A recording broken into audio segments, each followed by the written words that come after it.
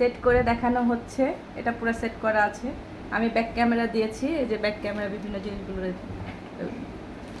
Video হবে। রিমোটটা চাপ দিলে এটা ভিডিও মোডে অন করা থাকলে ওটা অন হয়ে যাবে, স্টার্ট হয়ে যাবে। একটা রিমোট আছে, রিমোট দিয়ে এটা কাজ করা যাবে। হ্যাঁ, প্রেস করো রিমোট, স্টিল পিকচার আছে। মোডটা চেঞ্জ করলে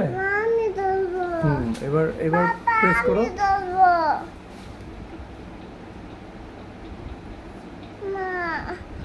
এই যে রিমোট চাপ দেওয়াতে ভিডিও অন হচ্ছে, ভিডিও হচ্ছে।